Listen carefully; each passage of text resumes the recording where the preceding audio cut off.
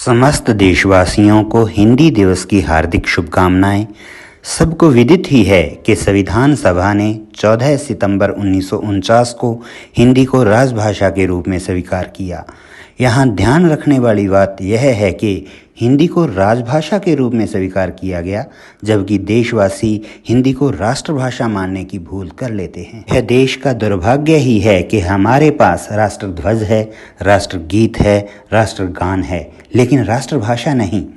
राष्ट्रभाषा शब्द जिस गौरवानुभूति का एहसास दिलाता है वह राजभाषा शब्द नहीं।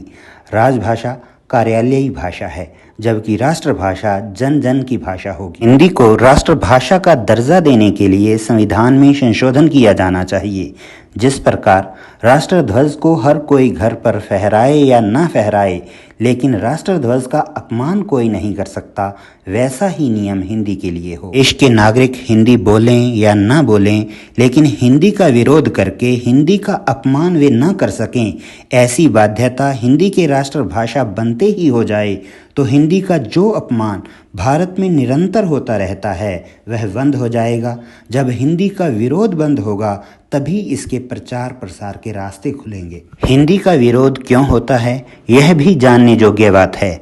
भारत सिर्फ बहुभाषी देश ही नहीं, अपितु भारत में 4 भाषा परिवार हैं। ये 4 भाषा परिवार हैं भारोपीय भाषा परिवार, जिसे इंडो जर्मनिक या आर्य भाषा परिवार भी कहा जाता है, द्रविड़ भाषा परिवार, चीनी तिब्बती भाषा परिवार और ऑस्ट्रो एशियाटिक परिवार। इसके अतिरिक्त 5वें भाषा परिवार अंडमानी भाषा परिवार के होने की बात भी विद्वान करते हैं। दक्षिण में द्रविड़ भाषाएं और उत्तर पूर्व में चीनी तिब्बती भाषाएं बोली जाती हैं। ये लोग आर्य भाषा परिवार की भाषा हिंदी का विरोध करते हैं। हालांकि अंग्रेजी भी इसी परिवार की भाषा है और उन्हें अंग्रेजी से कोई समस्या नहीं, इसीलिए अंग्रेजी भारत की सह राजभाषा बन गई है। अंग्रेजी को शुरुआत में 15 वर्ष के लिए सह राजभाषा का दर्जा दिया गया था। उस समय सोचा गया था कि 15 वर्ष में हिंदी सर्वस्वीकार्य हो जाएगी। हिंदी के प्रचार प्रसार के लिए 1953 से 14 सितंबर को हिंदी दिवस के रूप में मनाना शुरू किया गया। 7 जून 1955 को श्री बाल गंगाधर खरे की अध्यक्षता में राजभाषा आयोग गठित किया गया, जिसने 1956 में 20 सुझाव दिए। इसके बाद 1957 में बनी संसदीय राजभाषा समिति ने 1959 में प्रतिवेदन राष्ट्रपति को सौंपा, लेकिन दक्षिण भारतीय राज्यों के विरोध के चलते 1963 के राजभाषा अधिनियम में 15 वर्ष के बाद भी अंग्रेजी को सह राजभाषा के रूप में स्वीकार करने की बात मान ली गई। 23 नवंबर 1967 को लोकसभा में यह स्वीकार कर लिया गया कि अंग्रेजी तब तक सह राजभाषा रहेगी जब तक हिंदी भाषी राज्य एकमात्र राजभाषा के रूप में हिंदी को स्वीकार नहीं कर लेते। दक्षिण और उत्तर पूर्व के राज्य हिंदी को एकमात्र राजभाषा मानने पर सहमति नहीं देते। ऐसे में हिंदी देश की एकमात्र राजभाषा बन पाएगी, ऐसी संभावना कम ही है। इतना ही नहीं, संविधान की 8वीं अनुसूची में दर्ज 22 भाषाओं को राज्यों की राजभाषाएं कहा गया है, अर्थात हर राज्य को अपनी अलग राजभाषा रखने का अधिकार है। जैसे पंजाब की राजभाषा पंजाबी है, बंगाल की राजभाषा बंगाली है।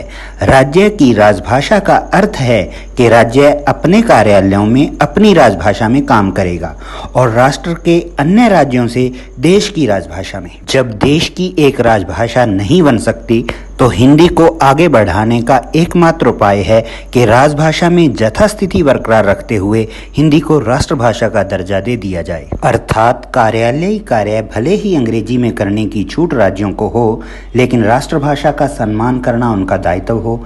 इससे हिंदी का विरोध कम होगा, क्योंकि हिंदी को एकमात्र राजभाषा बनाने का अर्थ है कार्यालयी भाषा सिर्फ हिंदी होगी, जो दक्षिण और उत्तर पूर्व के राज्य कभी स्वीकार नहीं करेंगे।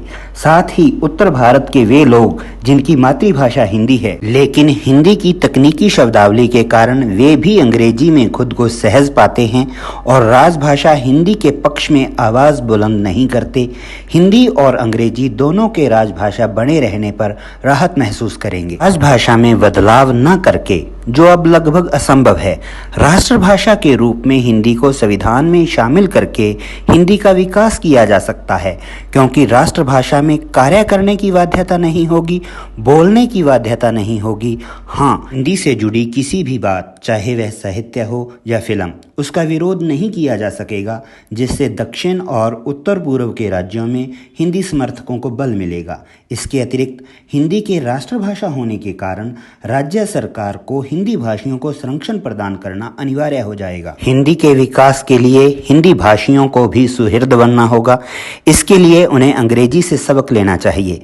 अंग्रेजी में मूल शब्द 10,000 के लगभग थे, लेकिन वर्तमान में अंग्रेजी में 7.5 लाख शब्द हैं। हिंदी में भी अरबी, फारसी, अंग्रेजी, फ्रेंच, पुर्तगाली आदि भाषाओं के शब्द घुल मिल गए हैं, लेकिन कुछ लोग इनको पकड़ पकड़ कर बाहर निकालना चाहते हैं।